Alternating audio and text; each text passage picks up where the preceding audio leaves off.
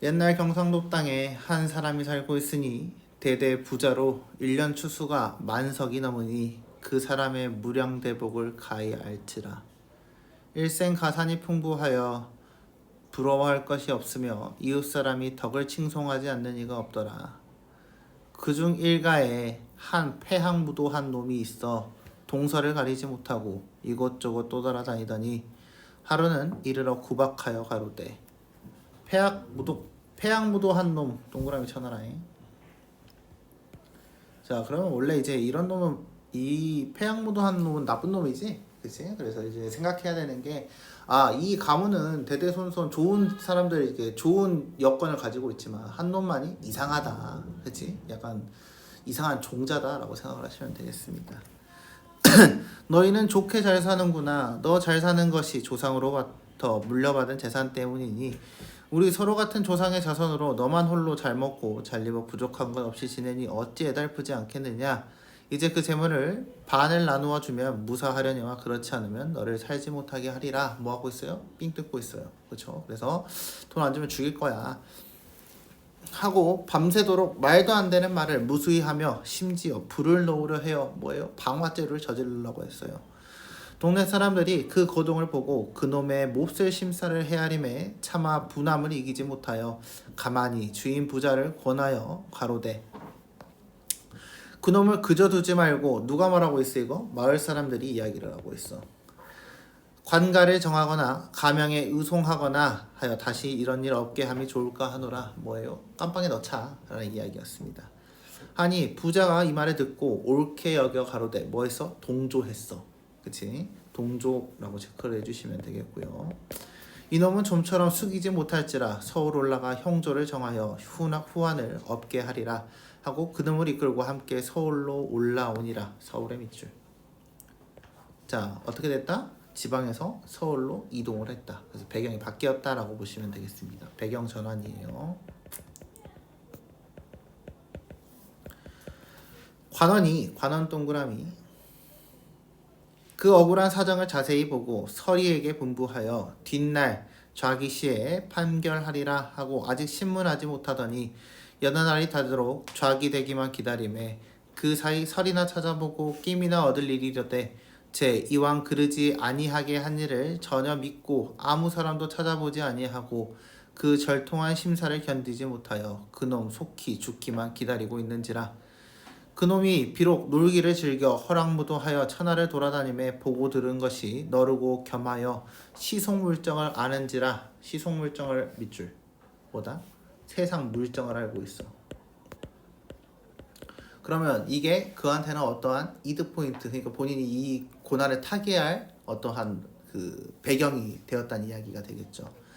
이때 송사에 올라와 일변 친구도 찾으며 형조의 길을 뚫어 당상이며 낭청이며 사령까지 꼈으니 자고로 송사는 눈치 있게 잘 돌면 이기지 못할 송사도 아무 탈 없이 이기노니 이는 이른바 높이의 길 왈자를 씀이라. 아무튼 좌기나를 당하여 당상은 으뜸이 되는 자리에 앉고 낭청들은 동서로 쭉 버려있고 서리 등은 텐마루에서 명을 받다는데 그 엄숙함이 비할 데 없더라. 자, 이 부분 이때 여기 이 부분은 뭐냐면요. 지금 이제 뭐 하는 거야? 그 이제 서로 그 우리가 흔히 말하는 재판이 열리게 되는 거죠. 재판의 전경을 묘사했다라고 보시면 되겠습니다. 거기에다 재판 묘사라고 체크해 주세요. 양측을 불러들여라 하고 계단 아래 꿇어앉게 하여 분부하되 내 들으라 부자 너같이 무지한 놈이 어디 있으리오. 제 자수성가를 하여도 가난한 친척을 살피며 불쌍한 사람을 구휼해야 하거늘 이라고 되어 있다. 벌써 부자를 뭐하고 있어? 까대고 있어. 그치? 부자는 억울할 수밖에 없겠지. 봅시다. 하물며 너는 조상 때부터 내려오는 가업을 가지고 대대로 재물을 모아 만석군에 이르니 좋기 흉년에는 백성을 구제도 하거든. 너의 가까운 친척을 구제하지 아니하고 송사를 하여 물리치려 하니 너같이 무례한 놈이 어디 있으리요? 라고 되어 있습니다. 그래서 이게 이제 본관적 자세이기도 하고요. 기본적으로 가족을 귀하게 여겨라 라는 옛날 그 유교식 마인드가 좀 다 박혀 있다라고 보시면 되겠습니다. 자, 어디 자손은 잘 먹고 어디 자손을 굶어 죽게 되었으니 내 마음이 어찌 죄스럽지 아니하랴. 네 소행을 헤아리면 응당 죄를 물어 벌을 주어야 할 것이래. 그렇지 않고서는 송사만 지게 하고 내치노니 내게는 이런 상덕이 없는지라. 저놈 달라 하는 대로 나눠주고 친척 간에 서로 의를 상치 말라. 누구 편 들었어? 그 패양무도한 놈의 편을 들어버렸어. 내 송사는 지고 가거니와 여기는 누구의 속마음일까? 부자의 속마음이겠죠. 그치? 송사에서 졌다라고 했으니까요. 이야기 한마디를 꾸며내어 조용히 할 것이니 만일 저놈들이 듣기곤 하면 무한이나 베리라. 자, 그러면 부자는 눈치챘어 안 챘어? 눈치를 챘어. 그치? 그래서 뭐야? 아, 저놈들 다 한통속이구나 라고 깨달았다는 거죠. 이해됐나요? 하고 다시 일어서서 섬돌 아래 가까이 앉으며 고하며 가로되 소인이 천리에 올라와 송사는 지고 가거니와 드름직한 이야기 한마디의 밑줄. 자, 그러면 이 이야기에는 뭐가 있겠다? 비판과 풍자가 있겠다라고 생각을 하시면 되겠습니다. 그래서 본인 송사가 졌던 것을 어떤 걸 비유해서 우의적으로 드러내겠다라는 내용이 있겠다라고 보시면 되겠죠. 이해됐나요?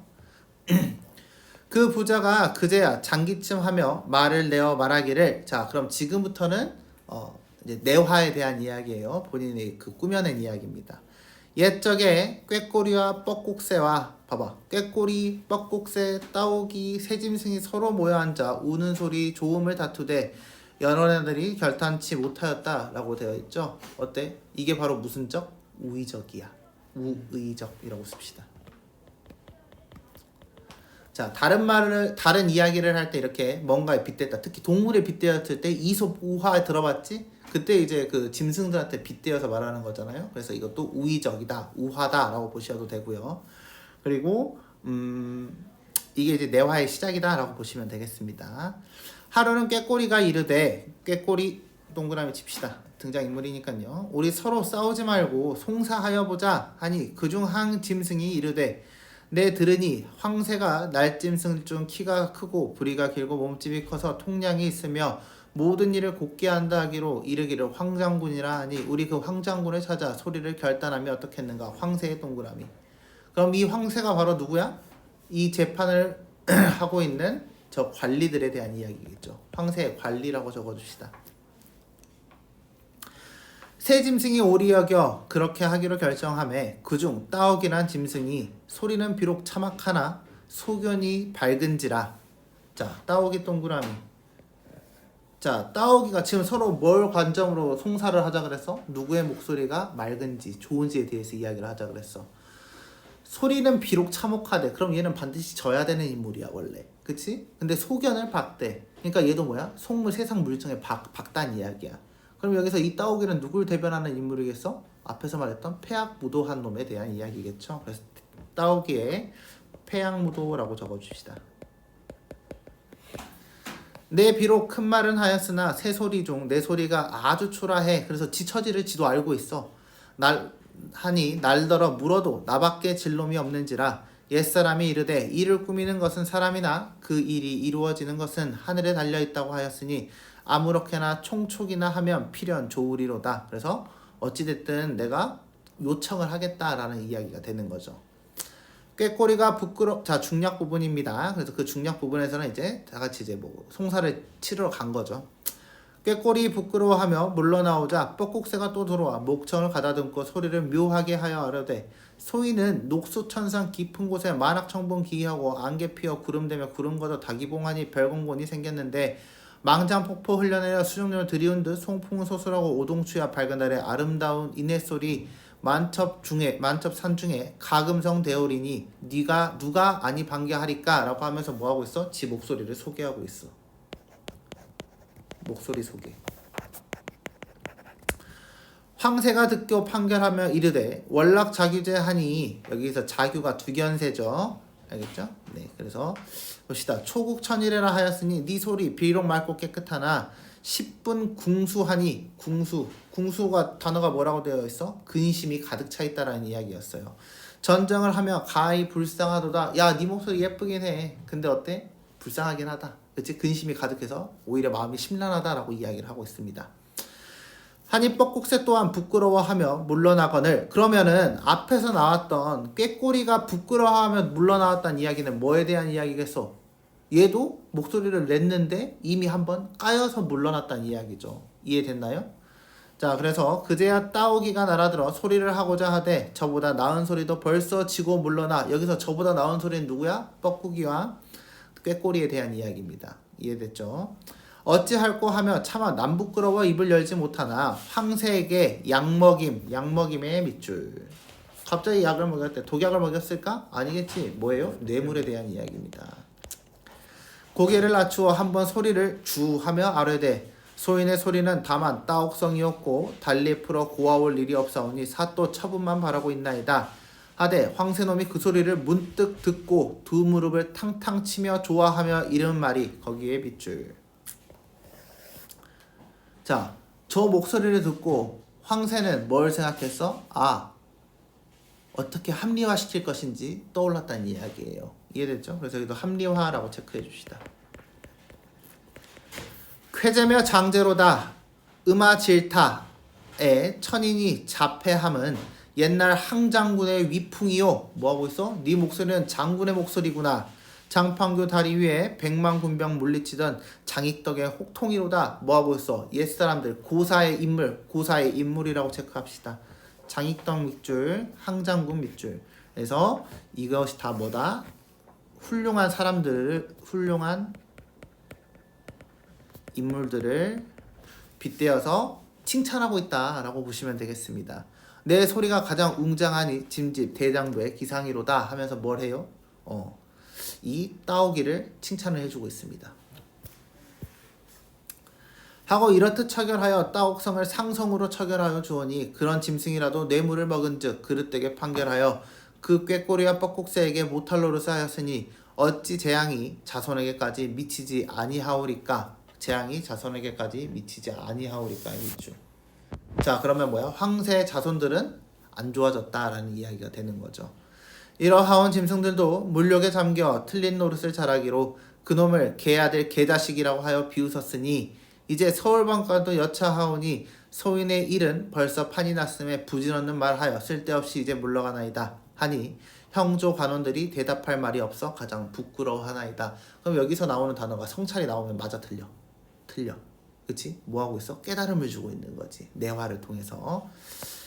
1번부터 봅시다. 보기를 참고하여 윗글에 가에서 달을 이해한 내용으로 적절하지 않은 것은 황새결송은 다른 송사소송과 마찬가지로 소송에 사건이 발생하는 사건 발생, 소송을 제기하고 소송에서 이기기 위한 방법을 찾는 제소 및 방안 모색. 자, 사건 발생 동그라미 쳐놓고 구별해 놓읍시다. 제소 및 방안 모색 동그라미 쳐놓고요. 판단하여 처결하는 판결이라는 세 가지 단계, 판결까지 동그라미 칩시다. 일반적인 송사소설에서 판결 단계에 이르면 피해자는 보상을 받고 가해자는 처벌을 받음으로써 사건이 동결되지만 일반적이지 않다는 이야기죠. 이 부분에 뭐였어? 피해자가 가해자가 되고 가해자가 피해자가 되었다는 이야기입니다. 황새결승의 판결 단계에는 일반적인 송사소설과 차이점이 있어 판결만으로 사건이 동결되지 않는다. 그래서 뭐 했다? 뒤에 이야기를 덧붙였다. 그래서 이 소설에서는 잘못된 판결을 알리고 이를 비판하기 위한 새로운 장치 밑줄, 이게 바로 뭐였다? 내화에 대한 이야기였다. 그로 인해 다른 송사소설에 비해 판결 부분의 분량이 전체의 반 이상을 차지한다. 이야기가 추가되었기 때문이다 라고 보시면 되겠습니다. 1번부터 볼까요? 친척이 부자에게 재산의 반을 요구한 것은 사건의 발생에 해당한다. 맞는 말이죠.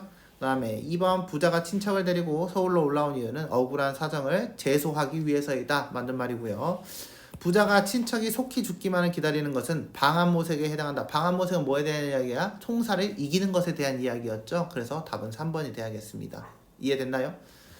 그래서 여기서 방한모색의 핵심은 뭐여서 소송에서 이기기 위함이었던 거고 속히 죽기만을 기다리는 것은 그냥 빨리 끝냈으면 좋겠다. 이거에 대한 이야기입니다. 그래서 송사와는 관련이 없는 내용이에요. 친척이 판결에서 승소한 것이 일반적인 송사소설에서의 판결과의 차이점에 해당한다. 그래서 친척은 아까 패양부도한 놈이었어요. 그래서 차이점, 이게 맞는 말이고요. 부자가 형조 관원들에게 들려주는 이야기는 잘못된 판결을 알리기 위한 새로운 장치에 해당한다. 아까 마지막에 설명했었습니다. 그래서 답은 3번이에요. 이해됐나요? 다음 2번 볼까요? 기억에서 미음에 대한 설명으로 적절하지 않은 것은 기억은 친척이 형조 관원들에게 청탁을 하였음을 의미한다 라고 되어 있습니다. 기억은 뭐에 대한 이야기였나요? 형조에게 길을 뚫었다 라고 했으니까 이 말이 맞는 말이 되겠지. 이해가 되죠 이제? 자, 그래서 1번은 맞는 말이고요. 니에는 부자인 친척이 그놈을 의미하고 있다. 이것도 맞는 말이 되겠죠? 이해됐나요? 예. 디귿에서 꾀꼬리와 뻐꾹새는 부자에 대응된다. 그래서 꾀꼬리와 뻐꾹새가 졌다라고 했으니까 부자하고 된다라고 볼 수 있겠죠. 맞는 말이고요.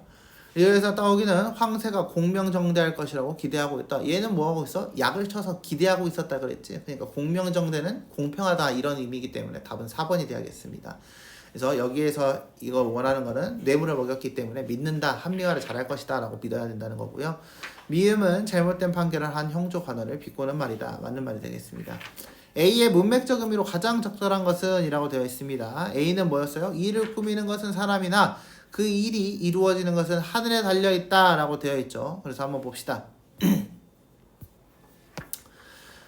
자, 이거는 뭐겠어? 수단과 방법을 다 동원하겠다라는 이야기지. 그래서 답은 2번이 돼야겠습니다. 이해됐나요? 네. 윗글과 보기를 비교하여 감상한 것으로 적절하지 않은 것은 황새결송은 부자의 이야기인 외부 이야기와 아까 말했죠. 따오기의 목청 자랑 이야기인 내부 이야기. 그래서 뭐다? 액자식 구성이다. 아까 그래서 외화내화라고 설명을 했습니다. 여기 액자식 구조의 정보라면 한번 칩시다. 이와 유사한 이야기로 한무대화가 있는데 이 작품도 액자식 구조로 되어 있다. 한무대화의 줄거리는 다음과 같다. 숙종대왕이 암행을 나갔다가 한 가난한 선비의 집에 한무대화라고 써붙인 것을 보고 그 뜻을 물었다. 가난한 선비는 다음과 같은 이야기를 한다. 다음과 같은 이야기의 밑줄. 이게 바로 뭐가 돼요? 내화가 되겠습니다.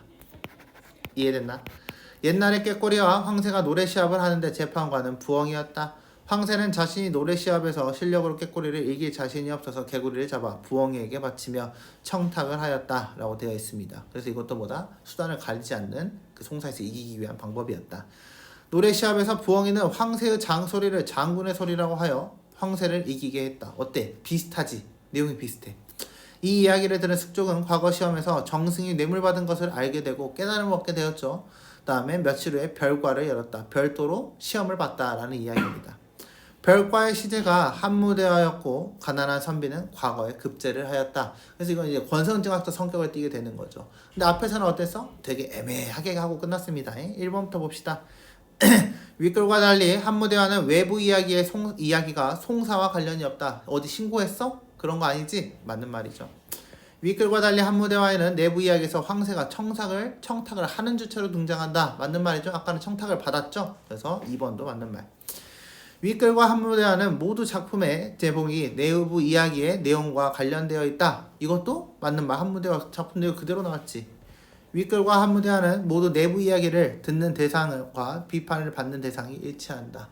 자, 한무대화에서는 비판하는 대상이 누구였어? 정승이 뇌물을 받았다였고 그 다음에 비판을 듣는 사람은 황제였습니다. 임금이었습니다. 그래서 다르다. 답은 4번이 되겠습니다. 윗글과 한무대화는 모두 뇌물을 받는 부정한 관리들에 대한 비판의식, 그래서 뇌물 받는 게 문제다라고 이야기를 했던 거죠. 이해됐죠?